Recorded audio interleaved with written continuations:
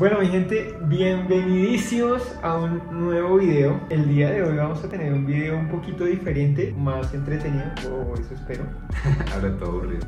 Y es que hay una pregunta que sobresale en Google, en YouTube, en todos los motores de búsqueda del mundo, y es ¿qué es una canción cristiana? Así que hoy, Nos la han preguntado un montón. Entonces, en todas las encuestas que hemos hecho, no, suena que es una pregunta boba, pero la verdad tiene mucho que decir. es muy profunda. Y ya eso es todo. Gracias por ver. Bueno, Entonces, empecemos. arranquemos. ¿Qué es una canción cristiana? Simplemente, yo creo que la definición genérica de qué es una canción cristiana es toda canción que fue creada como expresión del cristianismo. Así es fácil. Y esto pues independientemente de cualquier estilo, cualquier género, porque ya hemos hablado de géneros que hay un montón. Y tiene, digamos, diferentes enfoques. Pueden ser como si fuera una oración, petición, acción de gracias, exaltación. Inglés, Britney Spears, pop. Pero pues que tenga obviamente un enfoque hacia Dios. Hablamos de que la base de la canción cristiana en sí es Dios. Es Dios, por supuesto. Todo lo que se salga de ahí no es música o canción cristiana. Exactamente. Ahora, estamos hablando de que no existe un género que se llame música cristiana, No. como mucha gente cree, Ujú. que lo confunden con el gospel, pero no es así. Las canciones cristianas no son un género, sino pueden ser cualquier género, solo que su temática y su eje es Dios. Ahí hay que hablar, digamos, las raíces de lo que sería definido como una canción cristiana, quizás se le atribuyan a los cantos salmódicos o los salmos que pasaron de Israel antiguo al cristianismo, ¿sí? Obviamente ahí estamos hablando del legado de David, del rey David. Si estás viendo. Rey David. Y desde entonces nosotros vemos que incluso los salmos tienen esas mismas temáticas que estábamos hablando, de que algunos son Dios ayúdame, ¿sí? Como estoy pasando por mil cosas. Hay otros que es como simplemente exaltar a Dios. Entonces fíjense que aún todavía conservamos esa estructura de que hay diferentes temáticas, pero yo creo que el legado de los salmos parece indiscutible. A mí hay algo que me parece muy chévere acerca de eso, y es que la música cristiana es de las pocas que no ha perdido su eje y su centro. En una canción cristiana encontramos una letra que le da gracias a Dios, pero esto viene pasando desde la época de la Biblia y aún lo seguimos haciendo. Total. Cambia el género, pero no cambia el eje, cosa que sí pasa con todos los géneros musicales. O sea, cuando se creó el blues nunca pensó que se iba a desenfocar en muchas ramificaciones como lo es el rock y bueno, y todo lo que conocemos en su historia.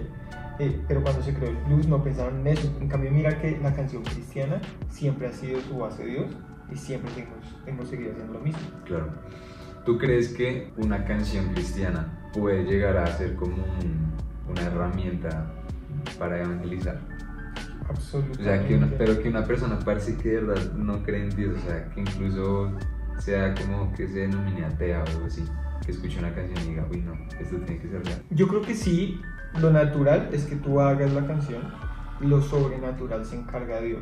Te quiero dar un ejemplo. El himno que hizo un personaje de apellido Newton, no recuerdo el nombre, el himno se llama Sublime Gracia. Esa canción es un himno y la seguimos cantando después de como 400 años o 300 años, no recuerdo. Y este tipo la escribió en un barco cuando estaba en una tormenta y el barco literal se iba a hundir en esa tormenta, y él escribió esta canción. Y mira que la ha usado Dios a tal punto de que ha cambiado muchísimas vidas, y esa canción, o sea, toda nuestra generación la conoce y somos la generación actual. Entonces, a mí algo que me parece impresionante es que él la hizo en un momento de crisis y en un momento donde, o sea, yo te aseguro que alguien que escribió una canción no pensó, uy, esto va a ser un himno. No, sí, o sea, simplemente era una letra en un papel y ya. Y mira todo lo que desencadenó. Entonces, sí, por supuesto que sí. O sea, yo he llorado con esa canción en la alabanza en la iglesia, porque hay momentos en mi vida donde necesito escuchar esas palabras de parte de Dios. Entonces, yo creo que sí, una canción tiene ese efecto, evangelizar. Y así como también tiene, pues como tiene el de evangelizar, también tiene el de hablar simplemente de lo que vive un cristiano también, ¿no? Porque digamos que aquí hay que hacer la distinción entre alabanza y adoración y música cristiana, porque digamos, hay muchos artistas cristianos pues que no en todas sus canciones adoran a Dios, pero no deja de ser un mensaje que hable de su estilo de vida, ¿no? Exactamente. Entonces yo creo que también eso está bien, porque bueno, ya ahorita más adelante vamos a hablar de algo que empezó a pasar que eso sería prohibido, ¿no? ¿Qué dice la Biblia? Bueno, la Biblia nos da su mayor ejemplo en los salmos. Los salmos fueron escritos en su mayoría por David y obviamente este man era un adorador. Y lo que me parece impresionante es que en su época, o sea, no tenía referentes de otras personas adorando como él lo hacía. Entonces te quiero dar un ejemplo. Él empezó con su arpa, siendo pastor de ovejas.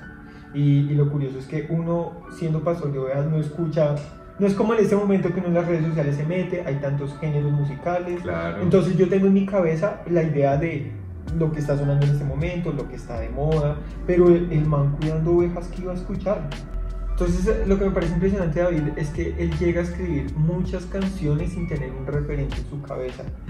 Eso me hace pensar que más allá de lo que él escuchaba, todo lo que nacía era de su corazón. Entonces, el mayor referente que tenemos en los salmos y el mayor ejemplo que tenemos en los salmos es que, como lo dice por ejemplo el Salmo 150, se tocaban con instrumentos. O sea, se alababa a Dios con instrumentos. Entonces nosotros tenemos todo ese ejemplo, claro, y por eso en la actualidad lo hacemos de esa misma manera. Claro. Pero fíjate que también hay salmos, o bueno, cánticos como por ejemplo el de Moisés, que quizás estuvieron más inspirados en hechos históricos que fueran relevantes como para los cristianos de ese momento, ¿sí? Entonces, por eso hablamos de que hay diferentes temáticas, que no necesariamente una canción cristiana significa que sea de adoración, sino que puede ser de agradecimiento, de celebración, de alegría, por conmemorar alguna obra que Dios hizo en uno, ¿no? Obviamente vemos que en el Antiguo Testamento también está la tribu de Leví, que eran los encargados de todo este tema de la alabanza y la adoración, y que luego el rey David pasa a ser, o bueno, pues ya como él tenía tanto bagaje en la alabanza y la oración, que incluso hablamos la otra vez en un video que su habilidad para adorar y su habilidad para interpretar instrumentos calmaba al rey Saúl. Pasó de eso a él mismo designar quiénes eran esos adoradores. Sin duda el papel del rey David en la alabanza y la oración, incluso 2000 o no sé cuántos mil años después de él haber existido, es trascendental, o sea, aún hoy, o sea, aún en todo lo que estamos haciendo hoy, y yo creo que para siempre, o sea, es que la Biblia pues siempre va a seguir. Entonces, es más, yo quiero finalizar este punto con esta pregunta: ¿será que si el rey David no hubiera escrito los salmos, nosotros hablo de los cristianos y en todas las iglesias adoraríamos con instrumentos musicales? ¿Tú crees? Porque las primeras expresiones de oración eran rostro en tierra, dice la Biblia. Es decir, la gente como que sentía la presencia de Dios o cualquier expresión de oración que quisieran tener, se agachaban y se quedaban ahí por días. Yo creo que ya para esta época, o sea, si no hubiera sido David, quizá Dios hubiera escogido a alguien más, pero que hiciera lo mismo, ¿entiendes? Okay. Que dejaron legado. Yo creo que sí, Dios lo llamó a eso, literal, a dejar un legado para toda la historia de la humanidad. Eso por el Antiguo Testamento, pero en el Nuevo Testamento también vemos que ya hay unas expresiones más claras de adoración. Por ejemplo, cuando Pablo y Silas estaban en la cárcel, estaban en la inmunda, decidieron adorar y pues bueno, ya sabemos lo que pasa, se les rompen las cadenas y la gente queda en shock. Pues incluso el mismo Jesús, después de la última cena, antes de ir al Monte de los Olivos, dice la Biblia que él y los discípulos cantaron un himno. Ajá, cantaron un himno. Entonces eso me parece... Y era sublime, gracias. Entonces aquí entran los himnos que no sé si se clasifican como canción cristiana o si los himnos son una categoría aparte. Actualmente hay muchas iglesias que solo cantan himnos. Y eso me parece... o sea, yo no sé.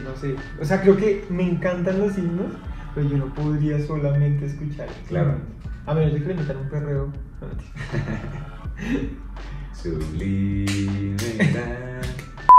Bueno, los himnos, yo creo que obviamente en lo que son iguales a las canciones cristianas es que están hechos para la exaltación a Dios, para la adoración. Incluso también hablan de lo que uno vive como cristiano, o sea, fui ciego más, hoy veo yo, ¿sí me entiendes? O sea, como que aún se conserva eso. Durante la Reforma Protestante, ahí empezaron a haber como unos movimientos que incluso el calvinista prohibía que en un himno hubiera algo diferente a la cita bíblica. O sea, que si no estaba el versículo tal cual, no se cantaba. Es que de hecho, antes de esa época, lo que se llamaba música no tenía más letra aparte de la religiosa. Es decir, antes no es que existiera música cristiana y música secular, sino antes de esa reforma, la música era la que ponía la iglesia. De resto era música clásica, porque no existía... Mejor dicho, no existía un perreo en 1700, ¿sí me va a entender? Pero y por ejemplo los cánticos estos de, bueno, como que hacen canciones que cuentan las proezas de ciertos héroes de la antigüedad, de la Edad Media, por ejemplo, eso no era religioso. No era religioso, pero eso era ilegal. Y lo legal era la música, o sea, antes la política estaba abajo del tema religioso. Claro. O sea, la iglesia era tan importante que estaba por encima de lo político. Entonces, como estaba encima de lo político, ponían las reglas. Y sus reglas eran que lo que se cantaba era la música de la iglesia. Okay. ¿Sabes cómo evolucionaba en esa época la música de la iglesia? Era cada vez una mejor iglesia tenía un piano más grande. Y es por eso que existen iglesias con 16 tubos que suena como en toda la ciudad. Era por eso, porque la gente se reunía en los pueblos, digamos, donde había una sola iglesia, era el único piano que había. Entonces, o sea, antes de esta reforma, la gente cantaba lo que la iglesia quería que la gente cantara. Después llega, pues, este personaje. Lo que decía, los calvinistas eran a ese extremo, pero, por ejemplo, Martín Lutero ya empieza a cambiar eso. En cuanto a la reforma, aquí Martín Lutero sí como que difiere y dice, pues, que ahí sí se pueden hacer otro tipo de himnos, que incluso él compuso, ¿no? Y ahí llega Marcos Witt. Marcos. Entonces yo creo que bueno, los himnos también ocupan un lugar muy importante en la historia de lo que somos hoy. Incluso pues yo también soy fan de cantar un himno. Pero mira que lo curioso es que cuando llega la reforma y Martín Lutero dice, no, pues déjenos cantar, o sea, porque yo no puedo hacer una canción. Ellos, ¿qué tenían en su cabeza? O sea, ellos tenían en su cabeza lo que escuchaban, claro, ¿entiendes? Claro. No tenían otra cosa.